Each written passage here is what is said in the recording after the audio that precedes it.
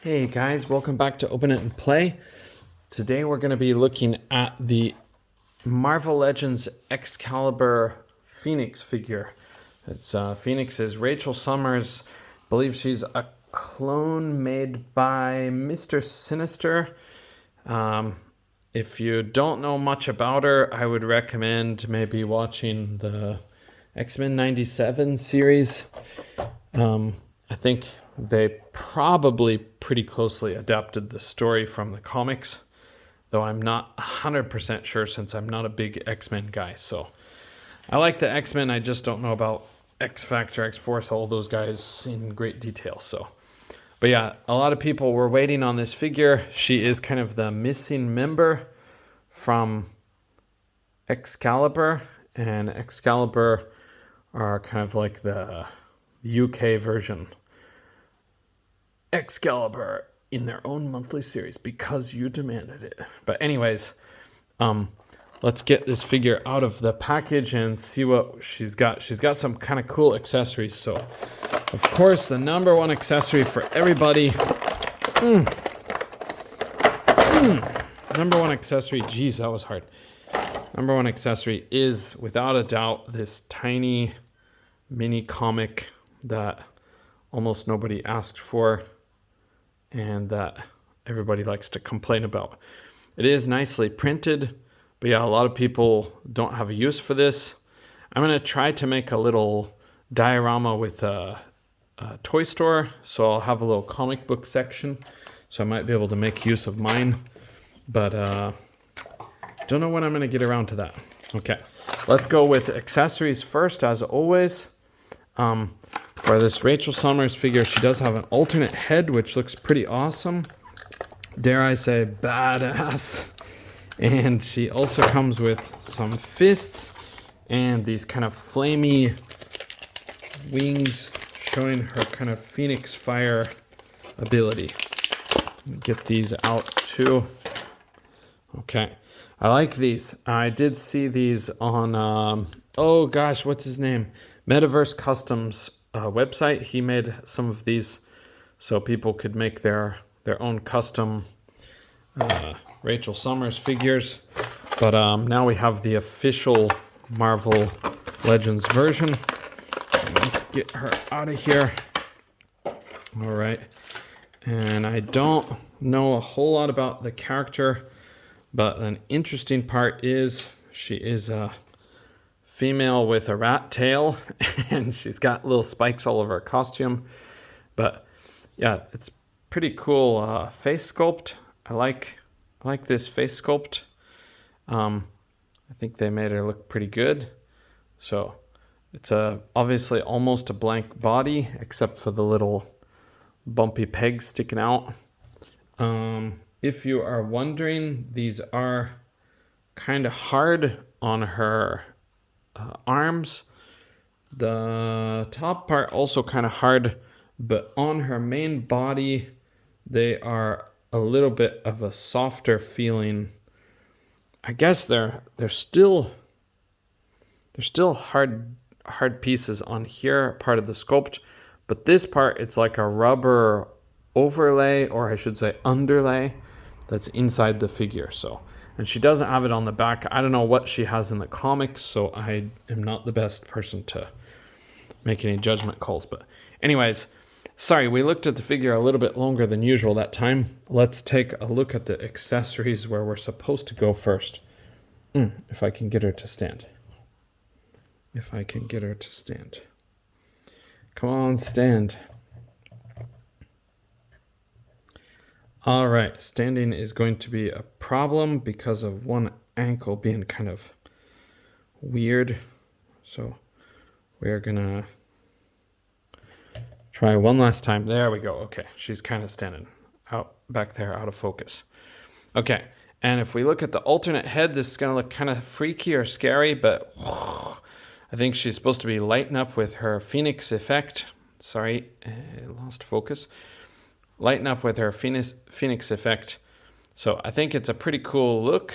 I like what they've done with this figure. It is kind of minimal, but for what they do include, looks pretty good. She comes with kind of a grabbing hand and a fist. I don't know what this is for exactly, but maybe some of you out there might know. And then the fire effects we already looked at a little bit, but they are cast in this yellow plastic, and then it kind of graduates. Anyways, it gradually changes to red color. So they look nice. Okay. And onto the figure and its posability. Okay. Her head is on the usual Marvel Legends hinge and ball peg. She can't really get much attitude, unfortunately, but she can look up a heck of a lot. She can look down unnaturally a heck of a lot, as always. Okay, and then your usual side to side. A little bit of attitude if you push it, but it does feel kind of like it tries to auto-correct back. Okay, her arms will go all the way around. I'm not going to push this, but I think you can push it, but you will get that peg under there. Okay, her bicep cut does function. Okay, she's got double jointed pinless elbows that will get you back all the way, so good modern articulation there. Her wrists hinge horizontally, so I think this is probably a pretty good hand for her Phoenix powers, I would guess. Okay, and then these hands are always the same. God, I wish we would have like an open one for here and a more closed one here. But anyways, okay, her diaphragm joint, we can get it back pretty decent, but it does get a little bit gappy in the front. Forward you can go, but that rubber part, it actually goes over the rubber, but I think that'll be okay for that top one. I believe that this part, the rubber, is not painted. I think that is the actual material. Yeah, it should be the actual material is that color. So, but it does have some give to it. But yeah, I'd be a little bit careful with this, and especially with this. These are not rubber overlays, so those will break. Okay, and side to side like that and like this, so that's pretty good. Okay, she can kick up pretty good, better than 90 by a little bit. She has the thigh cut, she has double jointed pinless knees, and her ankles will hinge back that far, forward that far. You can kind of push it a bit more, but and then her ankles do have ankle pivot, so she does have holes in the bottom of her foot. That part I always forget to review. I'm sorry, guys. I gotta do a better job for that one. But okay, let's try putting on these wings. See if I can make this. See if I can make this look halfway decent. I gotta watch out for which one is which. Which is which. I honestly don't know well. But I believe it will go kind of like this. So it may be a bit different because I just don't exactly know. But we can kind of put it like that. So, but that's probably the right arm. So you guys will know better. You guys will know better than me. Oh, this one has a little bit of orange in it. Sorry, I missed that earlier.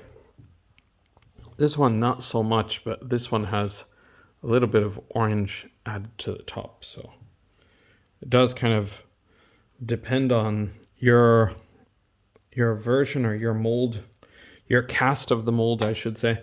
Is that the right word? Okay.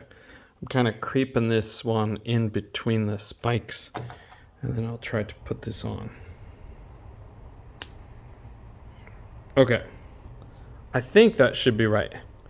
I like this one. This is a cool figure.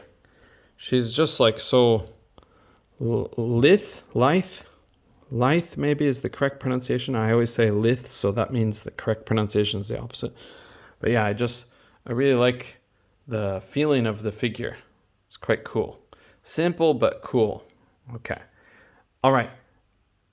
Guys, we'll get a measurement real quick and then we'll be on our way.